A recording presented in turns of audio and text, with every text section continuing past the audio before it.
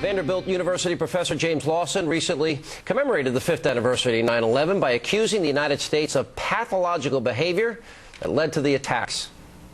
The United States was the #1 enemy of justice and peace in the world. We have denied, for example, the genocide against Native Americans. We have denied domestic violence as being a serious disorder in our midst.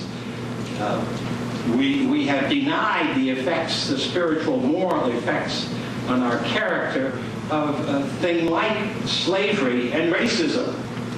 And I suggest that as a consequence, there is in the United States a kind of pathological character, spirituality, if you would, that does not allow us to accept the human race or to accept the world as it is. Joining us now is University of Minnesota professor Jim Fetzer. Jim, do you believe that the United States is an enemy of justice and peace, as suggested there? Sean, I can't believe I'd have the occasion, but you have foxed your facts again. I wasn't asked to endorse what they said. I was asked to comment on it, and in my opinion, they don't know enough about 9/11 to be able to offer thoughtful reflections. I just asked you just heard a comment. I'm just asking you a very simple question. Don't melt down on me like Bill Clinton here, whether or not you agreed with that statement. Do you think America's an enemy of justice and peace? Well, in many contexts, America has been. Our history reveals mass genocide at the origins when we slaughtered some 12 to 16 million Native Americans.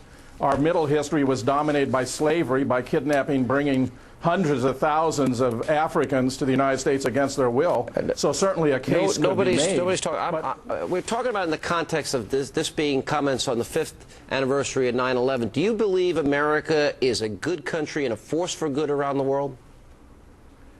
America today, given what we know about 9/11 and our exportation and use of terrorism at home and abroad, actually appears to be a force that is promoting terrorism rather than combating it, as even the National Intelligence Estimate reflects, Sean. Yeah, well, I got to tell you, this is what's really pathetic, Professor, and I mean this with all due respect. The fact that I find people with you and these views in positions of power, and I see that you have a captive audience of students, and they've got to listen to this drivel, is disturbing to me, but you're entitled to your opinions. What is your belief system? You think that the government planned 9/11? Do you buy into these bizarre conspiracies? I don't have a captive audience, Sean, and it's outrageous for you to say that when you had Dick Cheney on this show, who had a major role by not even convening the anti-terrorist task force in the 5 years he was responsible for it before 9/11. Do you think Dick Cheney or the government's responsible for the 9/11 attack?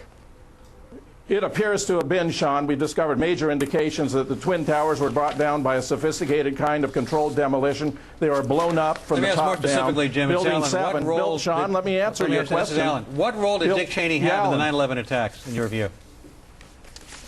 Well, Norman Minetta testified that Dick Cheney was in control in an underground bunker beneath the White House when a young aide came in to report, sir, it's 50 miles out, sir, it's 30 miles out. So you believe that he was directing the 9/11 attack? The orders still stand. And Cheney turned on him and said, of course the orders still stand. Have you heard anything to the contrary? The order had to be to not shoot the plane down. Because our time is limited. The order had to be to not shoot the plane down. To understand exactly what you believe. Do you think this was a controlled demolition? It was not Al-Qaeda. It was not people who want to kill us from abroad. It was Dick Cheney in a bunker directing an attack on the United States. Well, Alan, there are massive motives at work here. The day before 9/11, Donald Rumsfeld reported to Congress that the Pentagon lost track of $2.3 trillion. Larry Silverstein had insured the World Trade Center for $3.5 billion. Halliburton stood to gain $100 billion. That was a yes or no contracts. question. Was Dick Cheney responsible for directing an attack on the United States, yes or no? Dick Cheney had a major role here, along with Donald Rumsfeld, Condoleezza Rice, Donald Feith, Paul Wolfowitz. Yeah. General Richard Myers, Rudy Wolfowitz, and Larry Silverstein. To say that these guys wanted to attack our country, in spite of the fact that I don't agree with their policies, I don't agree with how they prosecuted the war on terror, but to say that they are behind it, or that they wanted to attack us and killed 3,000 Americans is so far beyond the pale to defy credulity.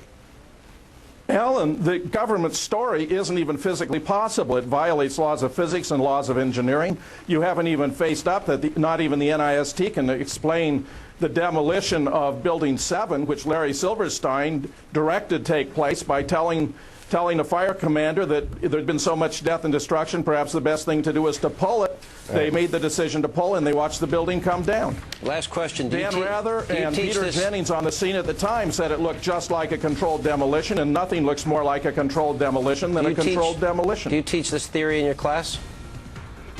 I'm now retired, Sean, frankly. I have taught 35 years logic, critical thinking, and scientific reasoning, but I'm devoting myself full-time to these efforts because the American people deserve to know the truth about what happened to their nation on 9/11. In every single major respect, we have proven the government's report is false. Coming up next, Cowboy star Terrell Owens finds himself